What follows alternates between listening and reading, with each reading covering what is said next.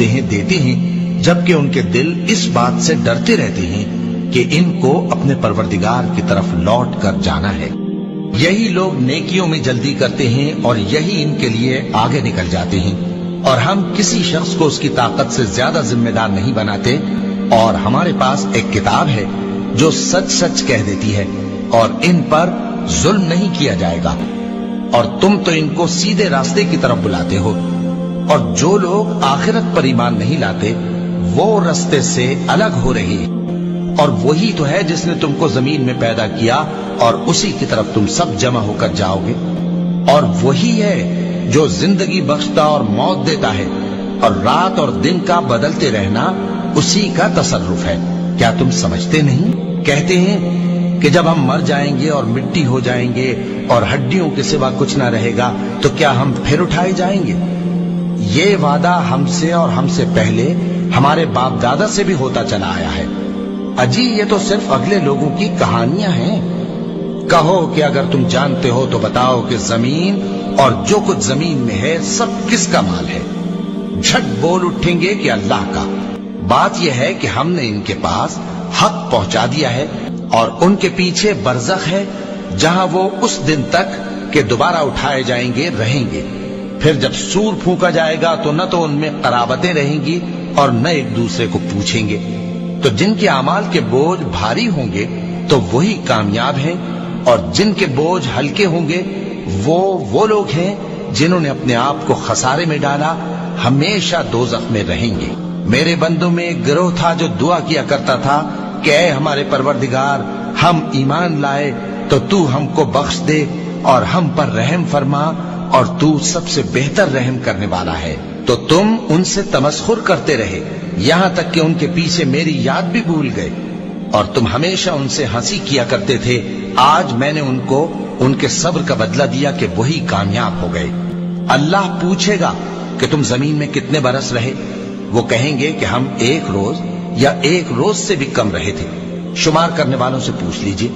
اللہ فرمائے گا کہ وہاں تم بہت ہی کم رہے، کاش تم جانتے ہوتے۔ کیا تم یہ خیال کرتے ہو کہ ہم نے تم کو بے مقصد پیدا کیا ہے، اور یہ کہ تم ہماری طرف لوٹ کر نہیں آؤ گے؟ تو اللہ جو سچا بادشاہ ہے اس کی شان اس سے اونچی ہے، اس کے سوا کوئی معبود نہیں، وہی عرش کریم کا مالک ہے۔ سر موت آپ کسی کو یاد کروائیں نا، بڑے بڑوں پہ روب طاری ہو جاتا۔ ہمارے ایک جاننے والے دوست تھے تو دعوت و تبلیغ کے کام میں یعنی جڑے ہوئے تھے، تو ان کو کچھ ایجنسیز کے لوگوں نے نا اٹھایا، وہ خام خواہ ایک شک کی بنیاد پر انٹرویو کرنا شروع کیا۔ تو انہوں نے کہا یہ آپ دین کا کام کیوں کرتے ہیں، کیا ضرورت ہے؟ تو اب آپ کسی ایسے بندے سے یہ بات پوچھ رہے ہو جس کو یہ پتا ہو کہ میں نے مر کے اپنے رب کے حضور پیش ہونا ہے اور میرے نفع نقصان کا مالک اللہ ہے۔ تو وہ 2-3 بریگیڈیئر تھے اور کچھ کرنل تھے وہ جو انٹرویو کر رہے تھے۔ تو اس نے کہا سر مرنا ہے، آپ نے بھی مرنا ہے، میں نے بھی مرنا ہے، میں نے اللہ کو منہ دکھانا ہے، تو میں تیاری کر رہا ہوں، مرنا نہیں ہے۔ وہ کہتے سب کے چہرے فاق ہو۔ اصل میں ان لوگوں نے کبھی سوچا نہیں ہوتا کہ ہم نے مرنا ہے۔ جب ایک دفعہ کوئی یاد کروا دے نا، سر چھٹی کا دودھ یاد آ جاتا ہے۔ اس لیے موت کا راگ لاپنے کی ضرورت ہے۔ چوراہوں پہ کھڑے ہو کے، چھتوں پہ چڑھ کے ایک ہی بات کرنے کی ضرورت ہے کہ مرنا ہے۔ جب مرنا ہے تو سر پھر آپ اپنی مرضی کی زندگی نہیں گزار سکتے، پھر خدا کی مرضی کی زندگی گزاریں گے۔ اگر مرنے کی تلوار ہٹ جائے تو جو مرضی کریں۔ اللہ تعالیٰ موت کی سختیاں آسان فرمائے۔ پنڈلی سے پنڈلی جڑ جائے گی۔ الی ربک یومئذ المساق، اب تمہارے رب کی طرف کوچ کا وقت آ چکا۔ یعنی اللہ تعالیٰ فرماتا ہے جب یہ حالت ہوگی تو انسان کو پتہ چل جائے گا اب میں اپنے رب کے حضور پیش ہوں۔ صحیح بخاری میں حدیث ہے کہ میت جو ہے وہ چارپائی پہ کلام کرتی ہے۔ نیک میت کہتی ہے مجھے جلدی جلدی میری جگہ کی طرف لے چلو، اور جو بری میت ہے وہ چیخو پکار کرتی ہے کہ مجھے کہاں لے کر جا رہے ہو۔ اور نبی علیہ السلام کے الفاظ ہیں صحیح بخاری میں کہ زمین و آسمان کی ہر مخلوق اس کی چیخیں سنتی ہے سوائے جنوں اور انسانوں کے، کیونکہ جنوں اور انسانوں کو اللہ تعالیٰ نے غیب کے پردے میں یہ چیزیں رکھی ہیں نا، اسی کے اوپر تو جنت ہے۔ ان الذین یخشون ربہم بالغیب لہم مغفرۃ واجر کبیر۔ جو لوگ بن دیکھے اپنے رب سے ڈرتے ہیں ان کے لیے مغفرت ہے اور اجر کبیر ہے. دیکھ کے تو سب نے مان لینا ہے. پھر سر اس سے بھی آگے اگر آپ چلے موسیٰ، چاہے وہ موسیٰ کے صائف ہوں یا ابراہیم علیہ السلام کے، ایک ہی کانٹے کی بات، ایک ہی یونیورسل ٹروتھ جس کے گرد ساری الہامی کتابیں گھومتی ہیں، وہ یہ ہے کہ دنیا کی زندگی عارضی ہے لیکن تم اس کی طرف مرتے ہو، اور آخرت ہمیشہ ہے اور بہتر بھی ہے. صرف ہمیشہ نہیں ہے، اس سے بہتر بھی ہے، لیکن تم اس کی توجہ نہیں دیتے. وجوہ یومئذ ناظرہ، اس دن کئی چہرے تر و تازہ ہوں گے. اللہم اجعلنا منہم، اے اللہ تعالی ہمیں ان میں سے کرے. الی ربہا ناظرہ، اپنے رب کی طرف دیکھ رہے ہوں گے.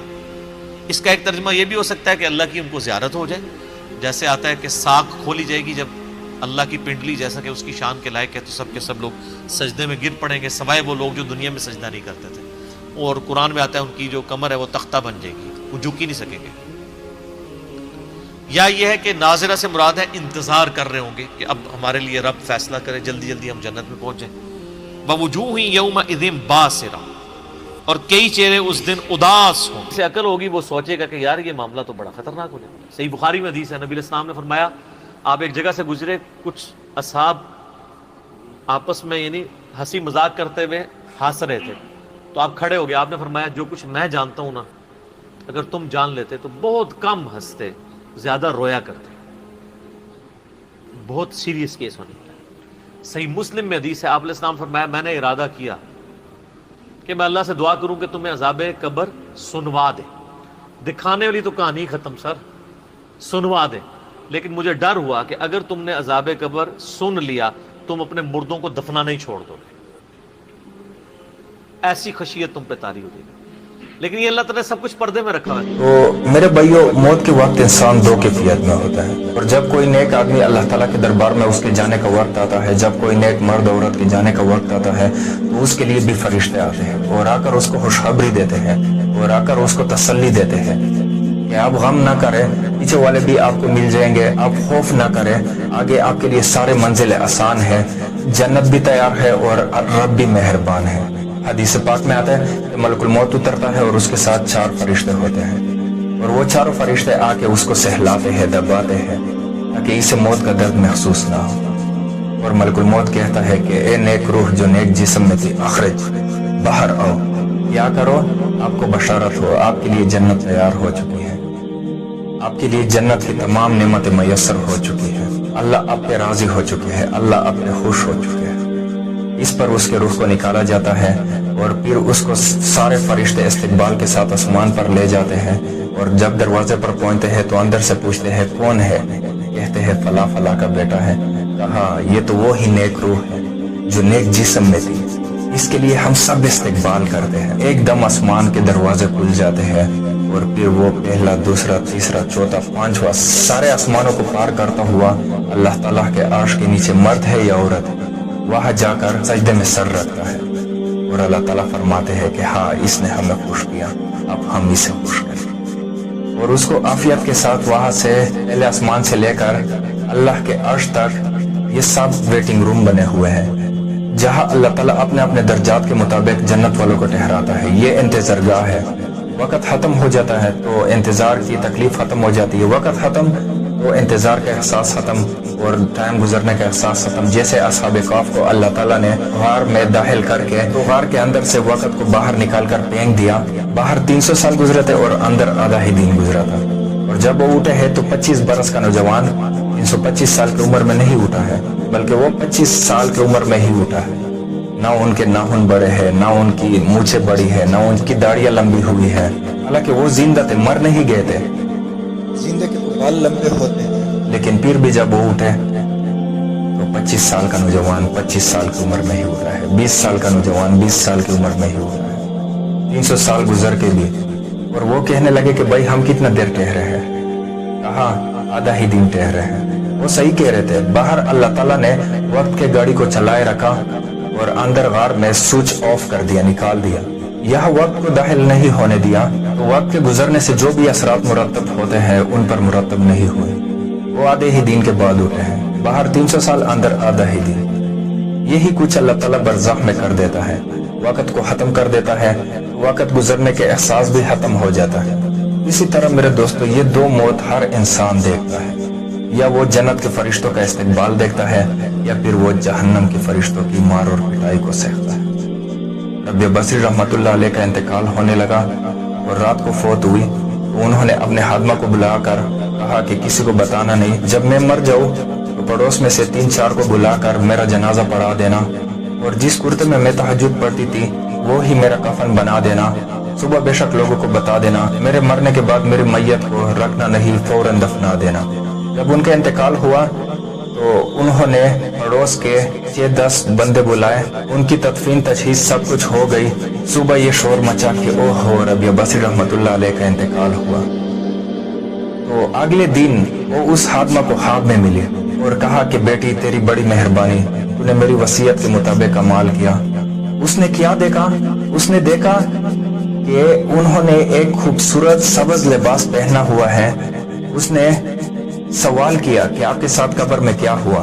تو وہ کہنے لگی کہ میرے پاس منکر نکیر آئے تھے اور مجھ سے کہنے لگے کہ تیرا رب کون ہے؟ میں نے کہا کہ سبحان اللہ، جس کو میں 40 برس نہ بلا سکی اس کو میں 4 ہاتھ زمین کے اندر آ کے بھول جاؤں گی۔ تو منکر نکیر نے کہا کہ اس کا کیا حساب لینا؟ وہ 42 سال کی عمر میں فوت ہوئی تھی، ان کا انتقال 42 سال کی عمر میں ہوا تھا۔ پھر اس نے سوال پوچھا کہ آپ کا وہ کرتا کہا گیا تہجد والا جس میں آپ کو کفن دیا تھا؟ کہا وہ مجھ سے اللہ تعالیٰ نے لے لیا ہے اور میرے اعمال کے خزانے میں رکھ دیا ہے، قیامت کے دن وہ کرتا بھی میرے اعمال کے ترازو میں تولا جائے گا، اور مجھے یہ لباس پہنایا ہوا ہے جو جنت کا لباس ہے۔ اسی طرح بھی لوگ مرتے ہیں، یہ بھی ایک موت ہے۔ نیند جو ہے وہ موت کی بہن ہے، اور اسی طرح اٹھنا ہے اللہ کی طرف۔ یہ بڑا ایک عجیب نقطہ ہے، اس کو ذہن میں اس کو اپریشیٹ کیجئے۔ جو شخص صبح آنکھ کھلتے ہی جس کی زبان پر یہ الفاظ آتے ہوں الحمدللہ الذی احیانی بعد ما اماتنی والیہ النشور، قیامت کے دن جب وہ اٹھے گا اس کی زبان پر یہی ترانہ خود بخود آ جائے گا، اس وقت ہوگا وہ 100% درست۔ الحمدللہ الذی احیانی بعد ما اماتنی والیہ النشور، کیونکہ عادت پڑی ہے، ہمیشہ کہا ہے، جیسے ہی شعور آیا الحمدللہ الذی احیانی بعد ما اماتنی والیہ النشور، تو یہ وہ ترانہ جو ہے جو کہ باعث بعد الموت کے وقت ہماری زبان پر ہوگا، اس کا ریہرسل ہے جو آپ روزانہ کریں گے اگر یہ عادت پختہ کر لیں۔ وَهُوَ الَّذِي يَتَوَفَّاكُمْ بِاللَّيْلِ وَيَعْلَمُ مَا جَرَحْتُمْ بِالنَّهَارِ ثُمَّ يَبْعَثُكُمْ فِيهِ لِيُقْضَىٰ أَجَلٌ مُّسَمًّى ثُمَّ إِلَيْهِ مَرْجِعُكُمْ، پھر اسی کی طرف تم سب کا لوٹنا ہے۔ ثُمَّ يُنَبِّئُكُم بِمَا كُنتُمْ تَعْمَلُونَ، پھر وہ تمہیں جتلا دے گا جو کچھ کہ تم کرتے رہے تھے۔ وَهُوَ الْقَاهِرُ فَوْقَ عِبَادِهِ، اور وہ اپنے بندوں پر، یہ لفظ کئی مرتبہ آیا ہے اس صورت کے اندر، اللہ پوری طرح غالب ہے، قابو یافتہ ہے اپنے بندوں پر۔ وَيُرْسِلُ عَلَيْكُمْ حَفَظًا، اور وہ تم پر نگہبان بھیجتا رہتا ہے۔ ہر انسان کے ساتھ فرشتے باڈی گارڈ کی حیثیت سے موجود ہیں، اس لیے کہ جب تک اللہ نے اجل معین رکھی ہوئی ہے اس وقت تک تو زندہ رکھنا ہے۔ وہ زندہ رکھنے کے لیے حفظہ، حفاظت کرنے والے نگہبان، وہ جو میں نے ایک دفعہ پہلے بھی کہا تھا، بسا اوقات تو محسوس ہوتا ہے کہ جیسے گاڑی ایسے سناٹے سے آپ کے ساتھ سے گزری ہے کہ معلوم ہوتا ہے کسی نے ہاتھ دے کر آپ کو بچایا، ورنہ بچنے کا کوئی امکان نہیں تھا۔ تو کوئی ہے، جب معلوم ہے کہ ابھی اس کی موت کا وقت نہیں آیا تو بچانے والے فرشتے ہمارے ساتھ ہوتے ہیں۔ حتیٰ اذا جاء احدکم الموت، یہاں تک کہ جب تم میں سے کسی کی موت کا وقت آتا ہے، توفته رسلنا، اب یہاں پھر توفا آ گیا، اب یہاں پہ شعور اور جان دونوں جائے گا۔ توفته رسلنا، تو ہمارے بھیجے ہوئے فرشتے جو ہیں وہ اس کو قبضے میں لے لیتے ہیں، وہم لا یفرطون، اور اس میں کوئی کمی نہیں کرتے، کوئی کوتاہی نہیں کرتے، جو حکم آیا جب آیا۔ ثم ردوا الی اللہ مولاہم الحق، پھر وہ لوٹا دیے جاتے ہیں اب اللہ کی طرف جو ان کا مولا ہے برحق، سچا۔ الا لہ الحکم، آگاہ ہو جاؤ، فیصلے کا اختیار اسی کے ہاتھ میں ہے، حاکمیت اسی کی ہے۔ ان الحکم الا للہ، یہ دوسری مرتبہ آیا یہاں۔ وہو اسرع الحاسبین، اور وہ حساب کرنے والوں میں سب سے بڑھ کر تیز ہے، یعنی اسے دیر نہیں لگے گی۔ اس کے کمپیوٹرز جو ہیں وہ کوئی بہت ہی سپر کمپیوٹر جن کا ہم تصور بھی نہیں کر سکتے۔ مانگ رہا ہوں، ساتھ ترجمہ بھی کروں گا، تو آپ اس کو اپنے دل کی طرف دیکھتے ہوئے اور اللہ کو دیکھتے ہوئے آپ اس پر جب کہے آمین تو وہ صرف زبان نہ کہہ رہی ہو، آپ کا دل کہہ رہا کل شکر کل ثنا کل تعریف اس اللہ کے لیے ہے جس نے ہمیں ہدایت بخشی، اور ہم ہرگز ہدایت یافتہ نہ ہو سکتے اگر اللہ ہی ہمیں ہدایت نہ دیتا۔ یہ اسی کا فضل ہے، اسی کا کرم ہے۔ کبھی بادشاہ پر احسان نہ دھرنا کہ تم اس بادشاہ کی خدمت کر رہے ہو، بادشاہ کا احسان مانگو کہ اس نے تمہیں اپنی خدمت کے لیے قبول کیا ہے۔ اے اللہ، جب ہدایت تو نے بخشی ہے تو اس پر استقامت عطا فرما، اب ہمارے دلوں کو کبھی نہ ہونے دے۔ اے اللہ، کسی درجے میں ہماری پسپائی نہ ہو۔ اے اللہ، استقامت عطا فرما، تن من دل لگانے کی توفیق عطا فرما۔ من کانو وحیث کانو، اے اللہ اپنے ہر اس بندے کی مدد فرما جو تیرے دین کی خدمت کر رہا ہوگا، خواہ وہ کوئی بھی ہو، کہیں بھی ہو۔ اے اللہ، ہر اس شخص کو ذلیل اور خوار و رسوا کر دے جو تیرے نبی کے دین سے روگردانی کر رہا ہو، اور اے اللہ ہمیں اپنی پناہ میں رکھ، ایسے لوگوں کی نچھے دار باتوں میں نہ آ جائے، ایسے لوگوں کے فریب میں نہ آ جائے، ان کے مکر کا شکار نہ ہو جائے۔ اے اللہ ہماری دعا کو شفع قبول عطا فرما، تو سب کچھ سننے والا اور جاننے والا ہے۔ ہماری خطاؤں سے درگزر، ہمارے غلطیوں کو معاف فرما، ہمارے گناہوں کو بخش دے، اللہ کوتاہیوں سے درگزر فرما، اے اللہ ہماری تقصیرات کو معاف فرما، اے اللہ اپنی جناب میں اس طرح حاضر کر کہ تو ہم سے راضی ہو۔ وصلی اللہ تعالی علی خیر خلقہ محمد وآلہ وصحبہ برحمتک یا ارحم۔ کیجول زندگی گزارنا شروع کرتے ہیں، بڑی سٹرکٹ تعلیمات۔ جامعہ ترمذی میں حدیث ہے کہ سیدنا عثمان غنی رضی اللہ تعالیٰ عنہ علیہ السلام کے بارے میں آتا ہے کہ وہ جب کبھی قبرستان جاتے ہیں تو اتنا روتے کہ ان کی داڑھی آنسوؤں سے تر ہو جاتی۔ تو صاحب پوچھتے کہ آپ کے سامنے جب جہنم کا ذکر ہوتا ہے آپ پہ اتنی خشیت طاری نہیں ہوتی، لیکن قبرستان میں قبر کے سامنے یہ معاملات آپ کے ساتھ کیوں ہوتے ہیں؟ تو انہوں نے کہا کہ میں نے نبی علیہ السلام سے خود سنا تھا کہ قبر آخرت کی منزلوں میں سے پہلی منزل ہے، جس کی یہ منزل پھنس گئی اس کی اگلی منازل مشکل ہو جائے گی، اور جس کی یہ منزل آسان ہوئی اس کی اگلی منازل آسان ہوتی چلی جائے گی۔ یہ وہ شخص کہہ رہا ہے جسے 3 دفعہ جنت کی بشارت ملی ہوئی ہے، ہمارے پاس کوئی جنت کا ٹکٹ نہیں ہے۔ ہو کہ ہم نے تم کو بے مقصد پیدا کیا ہے، اور یہ کہ تم ہماری طرف لوٹ کر نہیں آؤ گے، تو اللہ جو سچا بادشاہ ہے اس کی شان اس سے اونچی ہے، اس کے سوا کوئی معبود نہیں، وہی عرش کریم کا مالک ہے۔ اور جو شخص اللہ کے ساتھ اور معبود کو پناہ ہوگا، کچھ شک نہیں کہ کافر کامیاب نہیں ہوں گے۔ اور اللہ سے دعا کرو کہ میرے پروردگار مجھے بخش دے اور مجھ پر رحم کر، اور تو سب سے بہتر رحم فرمانے والا ہے۔